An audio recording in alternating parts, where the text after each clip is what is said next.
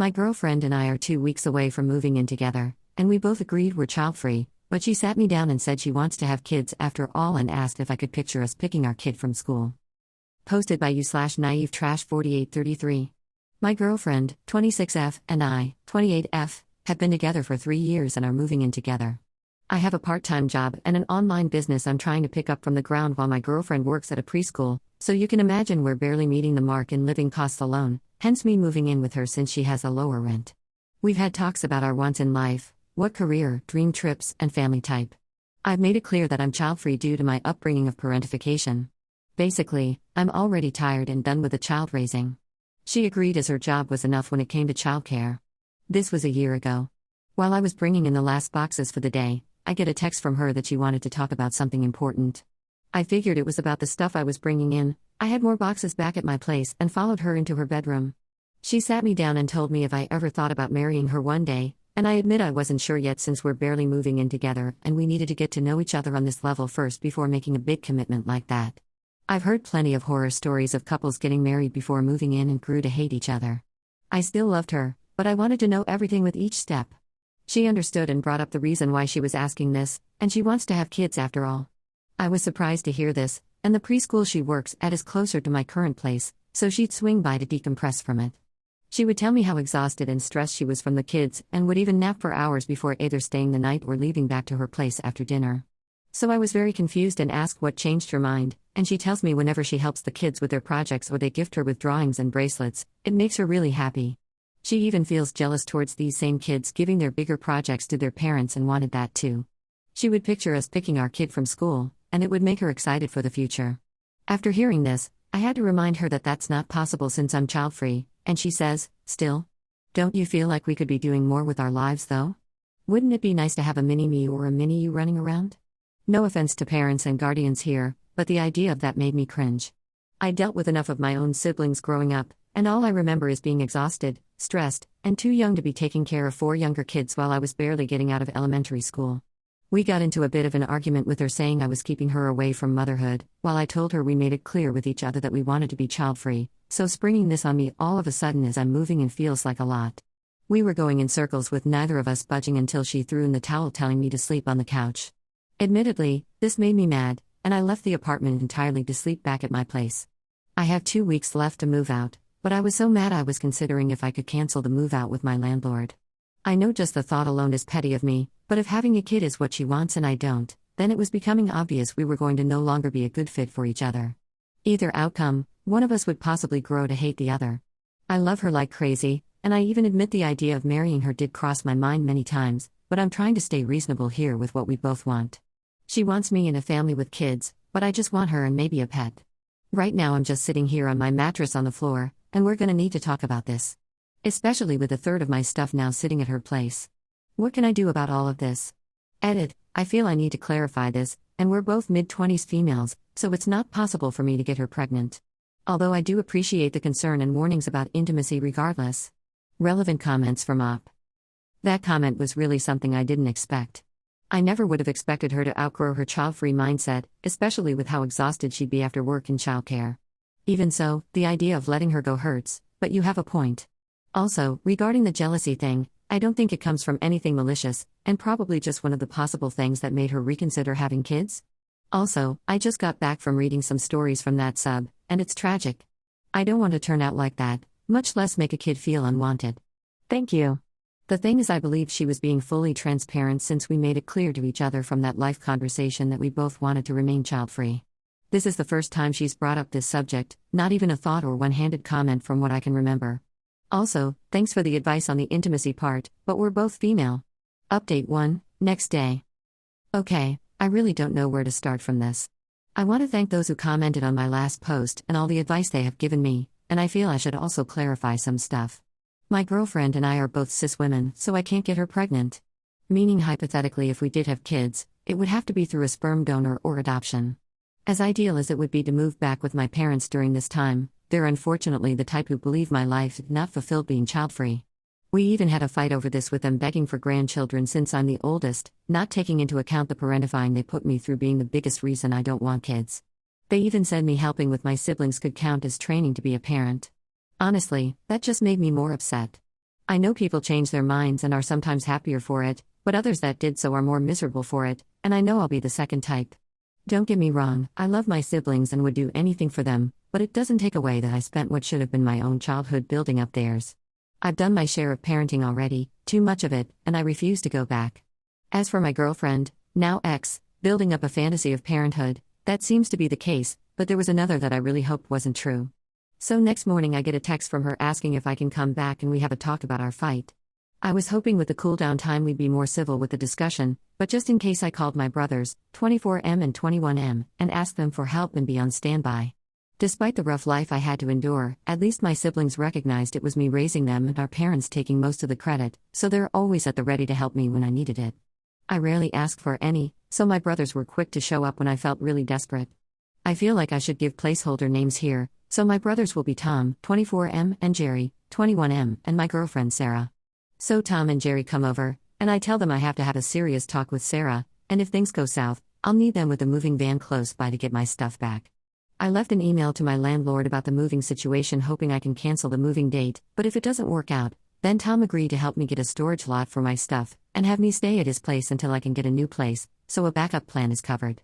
I went to Sarah's, and she was puffy-eyed and red, hugging and apologizing to me for getting upset with me, and we started talking.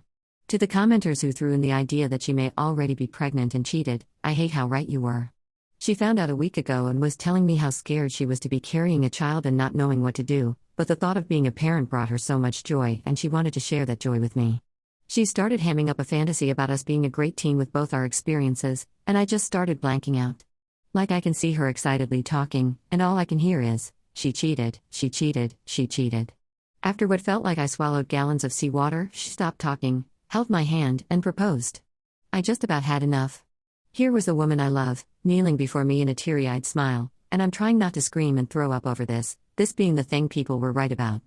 I asked her, so you cheated on me, got pregnant, and you're expecting me to just marry you and live happily ever after with this?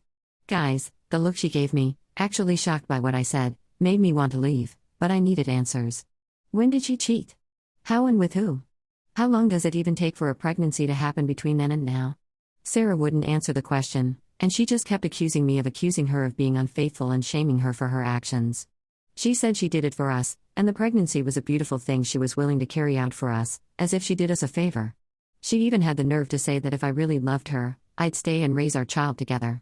I couldn't take it anymore and just went into the bathroom and locked myself in there, texted my brothers to come up, and finally threw up in there while Sarah kept jiggling the doorknob. Eventually, I get the text Tom and Jerry are at the door, and I finally leave to open it with Sarah now tugging on my sweater, begging and crying to hear her out. It didn't get any better when Tom and Jerry came in and began grabbing my boxes. She tried throwing books at them, so I tried to restrain her without hurting her.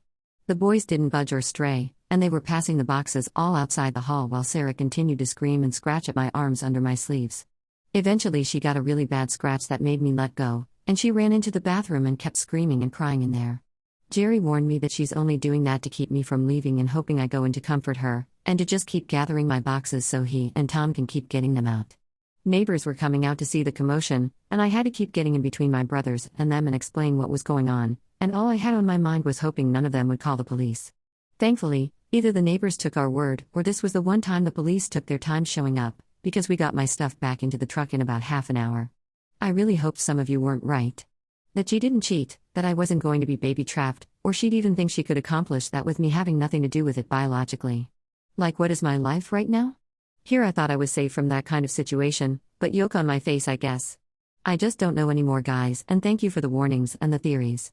Despite them all keeping me from sleeping, they kept me on edge for all the right reasons, and being an overthinker, I'm glad I was prepared for this outcome. I'm glad Tom and Jerry were there at the ready because who knows what could have happened if I did this alone? Even Jerry brought that up knowing how hesitant I was asking for help, and great moment for an I told you so mate, but I know they both mean well. Especially Tom bringing his dog over for emergency cuddles while we wait for my landlord to get back to me. Until then, Jerry says he can stay over for a couple days until we know what we're gonna do next. So I guess the packing is in between a halt and still ongoing until my outcome is decided by my landlord. Again, thanks so much you guys, and I'll be sure to update once we know what the next course of action is, but for now I just want to lay down and cry with this giant, lovable ball of fur that takes up half the mattress. Relevant comments from Op. To think I'll have to take these measures. I take back everything I said about it not being possible for me to get baby trapped, and I'll be sure to do this before taking a break from my phone. Thank you. Jerry took my phone away earlier so I could decompress from the stress, and he had me unlock it so he could screenshot everything. He took pictures of the scratches on my arms too and the stretch hole that's in my sweater from her pulling me. I get it's my own arms, but the pictures make the stinging come back. Jerry got a head start getting the screenshots of her spam messaging when I gave my phone to him. He didn't want the constant dinging to stress me out but didn't want to chance her deleting anything either. I've been told by all the siblings that I lecture like a teacher when stressed, and it's like when something bad or inconvenient happens, I mentally bullet pointed to try and make sense of what's happening. Looking back, I think I almost found the insanity kind of funny, but not in a haha way, but oh my god, Reddit was right, what is this telenovela nonsense right now? Kinda way. Update 2, 9 days later. To those who want just to catch up, my now ex and I were supposed to move in together, and she brought up in the middle of me moving in that she wants kids after all despite us both making it clear we were child-free. It looked like we were on the path of breaking up, so I went back to my old apartment. She asked to talk and admitted she was already pregnant and expected me to be happy about it. I obviously wasn't, and it was a messy situation to get out of there with my brothers helping me move my stuff back, and she's not taking the consequences well. I was really hoping this would be my last update, but with the telenovela nonsense that is my life right now, more kept happening every time I felt ready to update you all. So for starters, my landlord got back to me and canceled the move out, so I can remain in my current apartment. Jerry has been really attentive, and honestly sometimes it did feel a little weird while he stayed over this whole time. For one thing, he piles a bunch of my plushies on me when I fall asleep. You really don't realize how much you have until it's piled all over you.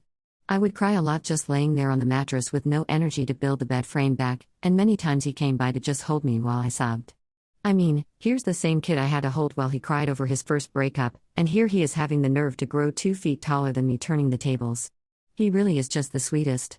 I feel bad for depending on him so much, even getting nervous whenever we had to go to work in case Sarah attempted to show up, so every day I came back to the apartment felt like I could breathe easily again. Tom wasn't a fan of house shut and we were being like caged animals and constantly cursing Sarah under his breath whenever he had the chance to visit. During all of this, they kept a watchful eye on her socials. She blocked them both but not an account Jerry had for just digital art, and if there's one thing he stood by the most since being in grade school, it's to never throw the first punch.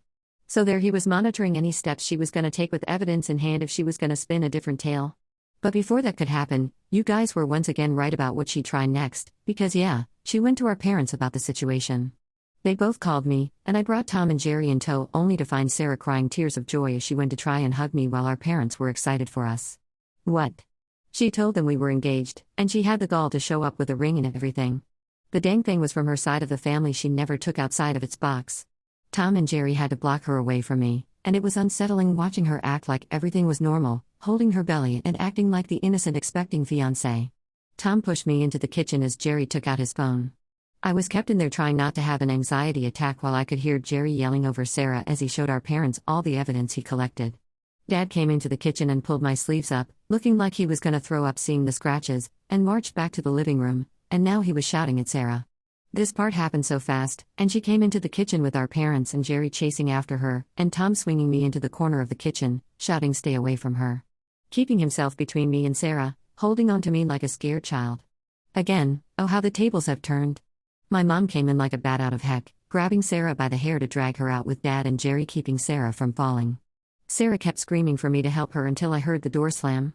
Sarah banged and screamed at the door for a good while before we heard her car speeding off the driveway.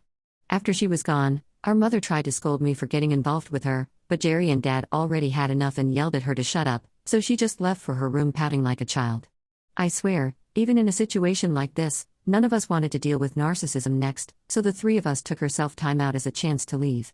Even after all of that happening, Jerry still held on to the evidence and kept waiting.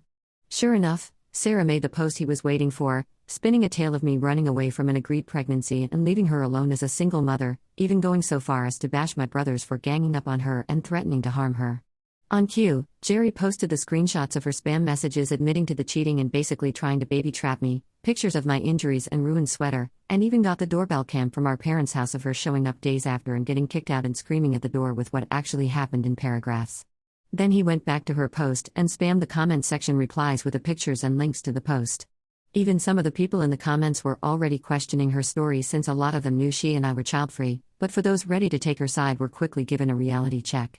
He even edited his post to provide the link to her post and went right back to screenshotting everything before she had the chance to delete her post. Honestly scares me how on point and at the ready Jerry was with this, even going so far as already trying to find clues on the baby daddy and the night she likely cheated. Anybody need a guy in the chair? So yeah, everything's been heck for the past few weeks, but Jerry's being a total media sleuth in between helping me unpack along with Tom. Tom's been talking to a lawyer friend of his in case we gotta go the legal route. Jerry's now getting office supplies and organizing a folder like his next scrapbook project, but until we decide to do that, we're keeping an eye out, especially our mother. She and Dad may not have been reliable growing up, but if it's physical defense or getting the gossip train going, she's our best bet to see if she further sinks Sarah's ship to keep her from doing any more harm. Thanks again to everyone who's been keeping up with me on this, and I'm sorry to those of you who've been asking for updates or just didn't get a reply. I've been feeling mentally drained from all of this, and really, if it wasn't for my brothers taking the wheel here, I probably would have buckled to it all. I thought I knew better on what to do, but I really do suck at taking my own advice when it comes to crazy. Relevant comments from Op. My mistake on putting a couple weeks, and I thought it was already at least 2 weeks, and I'm seeing my last update was 9 days ago. Time really feels like forever during this situation. Thank you, and don't worry. For what it's worth, the whole thing has led me to be too tired to actually commit to any changes like that. I've already been pretty slow with the unpacking, but at least that's done. Don't worry, I haven't asked my mother to do anything.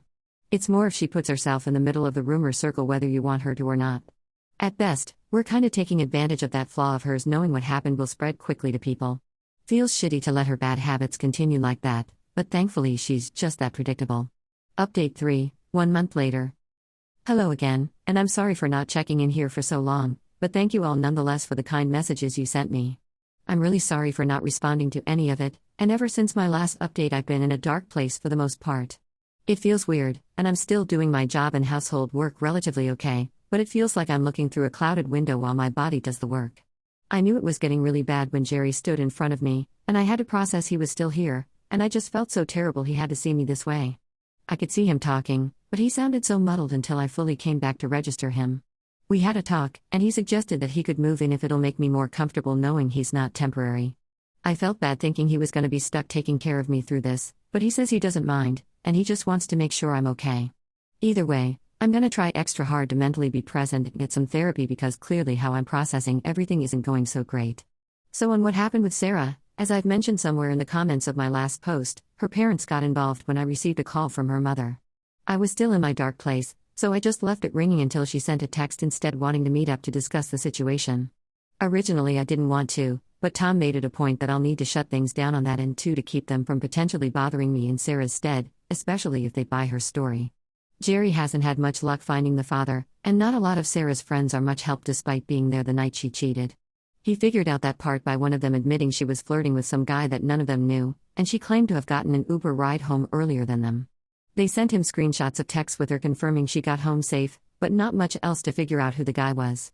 So it's a bit of a dead end, and I told him to just give up since it's out of our hands now. As for the actual meeting with her parents, that got really ugly.